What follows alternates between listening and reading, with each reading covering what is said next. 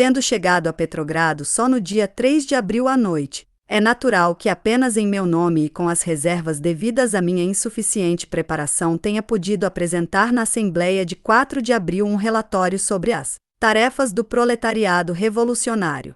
A única coisa que podia fazer para me facilitar o trabalho a mim próprio e aos contraditores de boa-fé era preparar teses escritas. Li-as e entreguei o texto ao camarada Seretelli. Li-as muito devagar e por 2 vezes, primeiro na Assembleia dos Bolcheviques e depois na de Bolcheviques e Mencheviques. Publico estas minhas teses pessoais acompanhadas unicamente de brevíssimas notas explicativas, que no relatório foram desenvolvidas com muito maior amplitude. Teses. 1. Na nossa atitude perante a guerra, que por parte da Rússia continua a ser indiscutivelmente uma guerra imperialista, de rapina, também sob o novo governo de Ló e Ca. Em virtude do caráter capitalista deste governo, é intolerável a menor concessão ao defensismo revolucionário.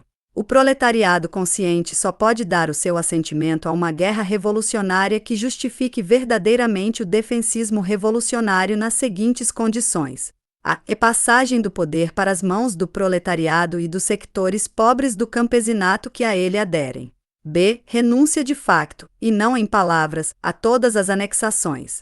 C. Ruptura completa de facto com todos os interesses do capital. Dada a indubitável boa-fé de grandes sectores de representantes de massas do defensismo revolucionário, que admitem a guerra só como uma necessidade e não para fins de conquista, e dado seu engano pela burguesia, é preciso esclarecê-los sobre o seu erro de modo particularmente minucioso, perseverante, paciente, explicar-lhes a ligação indissolúvel do capital com a guerra imperialista e demonstrar-lhes que sem derrubar o capital é impossível pôr fim à guerra com uma paz verdadeiramente democrática e não imposta pela violência. Organização da mais ampla propaganda deste ponto de vista no exército em operações. Confraternização. 2. A peculiaridade do momento actual na Rússia consiste na transição da primeira etapa da revolução, que deu o poder à burguesia por faltar ao proletariado o grau necessário de consciência e organização, para a sua segunda etapa, que deve colocar o poder nas mãos do proletariado e das camadas pobres do campesinato. Esta transição caracteriza-se, por um lado, pelo máximo de legalidade. A Rússia é agora o país mais livre do mundo entre todos os países beligerantes, por outro lado, pela ausência de violência contra as massas e, finalmente, pelas relações de confiança inconsciente destas com o governo dos capitalistas, os piores inimigos da paz e do socialismo. Esta peculiaridade exige de nós habilidade para nos adaptarmos às condições especiais do trabalho do partido entre as amplas massas do proletariado de uma amplitude sem precedentes que acabam de despertar para a vida política. 3. Nenhum apoio ao governo provisório, explicar a completa falsidade de todas as suas promessas, sobretudo a da renúncia às anexações. Desmascaramento, em vez da exigência inadmissível e semeadora de ilusões de que este governo de capitalistas, deixe de ser imperialista.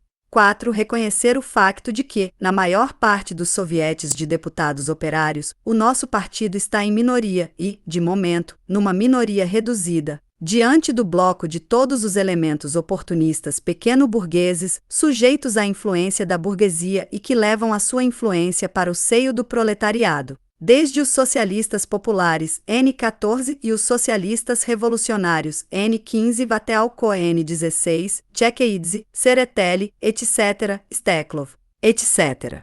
Explicar às massas que os SDO, são a única forma possível de governo revolucionário e que, por isso, enquanto este governo se deixar influenciar pela burguesia, a nossa tarefa só pode consistir em explicar os erros da sua tática de modo paciente, sistemático, tenaz e adaptado especialmente às necessidades práticas das massas.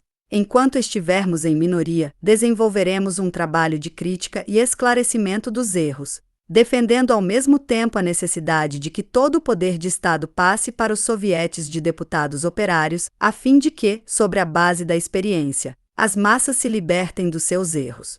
5. Não uma república parlamentar, regressar dos SDO a ela seria um passo atrás, mas uma república dos sovietes de deputados operários, assalariados agrícolas e camponeses em todo o país, desde baixo até acima.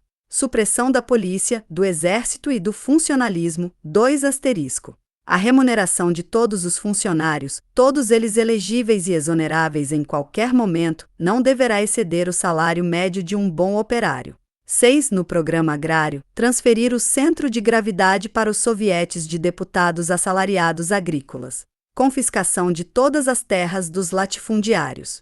Nacionalização de todas as terras do país, dispondo da terra aos sovietes locais de deputados assalariados agrícolas e camponeses. Criação de sovietes de deputados dos camponeses pobres. Fazer de cada grande herdade, com uma dimensão de umas 100 a 300 deciatinas, segundo as condições locais e outras e segundo a determinação das instituições locais, uma exploração modelo sob o controlo dos deputados assalariados agrícolas e por conta da coletividade. 7. Fusão imediata de todos os bancos do país num banco nacional único e introdução do controlo por parte dos SDO. 8. Não introdução do socialismo como nossa tarefa imediata, mas apenas passar imediatamente ao controlo da produção social e da distribuição dos produtos por parte dos SDO. 9. Tarefas do partido. A. Congresso imediato do partido. B. Modificação do programa do partido, principalmente sobre o imperialismo e a guerra imperialista, sobre a posição perante o Estado e a nossa reivindicação de um Estado comuna. 3 asterisco. Emenda do programa mínimo, já antiquado. C. A mudança de denominação do partido. 4 asterisco. 10. Renovação da Internacional. Iniciativa de constituir uma internacional revolucionária, uma internacional contra os sociais chauvinistas e contra o centro. 5 asterisco. Para que o leitor compreenda por que tive de sublinhar de maneira especial, como rara exceção, o caso de contraditores de boa-fé, convido-o a comparar estas teses com a seguinte objeção do Sr. Goldenberg. Lenin hasteou a bandeira da guerra civil no seio da democracia revolucionária, citado no edicto N-18 do Sr. Plekhanov, N-grau 5. Uma pérola, não é verdade? Escrevo, leio e mastigo, dada a indubitável boa-fé de grandes sectores de representantes de massas do defensismo revolucionário, dado seu engano pela burguesia. É preciso esclarecê-lo sobre o seu erro de modo particularmente minucioso, paciente e perseverante. E esses senhores da burguesia, que se dizem sociais-democratas, que não pertencem nem aos grandes sectores nem aos representantes de massas do defensismo, apresentam de rosto sereno as minhas opiniões, expõe-nas assim, hasteou. A bandeira da guerra civil, sobre a qual não há uma palavra nas teses, não há uma palavra no relatório, no seio da democracia revolucionária. Que significa isto? Em que se distingue de uma agitação de pogromistas? Da Russkaya Volya 19?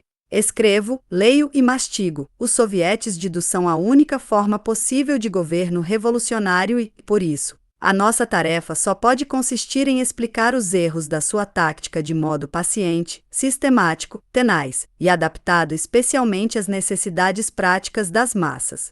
Mas contraditores de uma certa espécie expõem as minhas opiniões como um apelo à guerra civil no seio da democracia revolucionária. Ataquei o governo provisório por não marcar um prazo próximo, nem nenhum prazo em geral, para a convocação da Assembleia Constituinte e se limitar a promessas. Demonstrei que sem os sovietes de deputados operários e soldados não está garantida a convocação da Assembleia Constituinte, o seu êxito é impossível. E atribui-me a opinião de que sou contrário à convocação imediata da Assembleia Constituinte. Qualificaria tudo isto de expressões delirantes, se dezenas de anos de luta política não me tivessem ensinado a considerar a boa-fé dos contraditores como uma rara exceção. No seu jornal, o Sr. Plekhanov qualificou o meu discurso de delirante. Muito bem, Sr. Plekhanov. Mas veja quão desajeitado, inábil e pouco perspicaz é você na sua polêmica. Se durante 2 horas pronunciei um discurso delirante, como é que centenas de ouvintes aguentaram esse delírio? Mais ainda, para que dedica o seu jornal toda uma coluna a relatar um delírio? Isso não pega mesmo nada. É muito mais fácil, naturalmente, gritar, insultar e vociferar que tentar expor, explicar e recordar como raciocinaram Marx e Engels em 1871, 1872 e 1875 sobre a experiência da Comuna de Paris N20 e sobre qual o estado de que o proletariado necessita. Provavelmente o ex-marxista Sr. Plekhanov não deseja recordar o marxismo. Citei as palavras de Rosa Luxemburg, que em 4 de agosto de 1914 chamou a social-democracia alemã cadáver mal cheiroso. E os senhores Plekhanov, Goldenberg e Sea sentem-se ofendidos. Por quem? Pelos chauvinistas alemães, qualificados de chauvinistas. Enredaram-se os pobres sociais chauvinistas russos, socialistas nas palavras e chauvinistas de facto.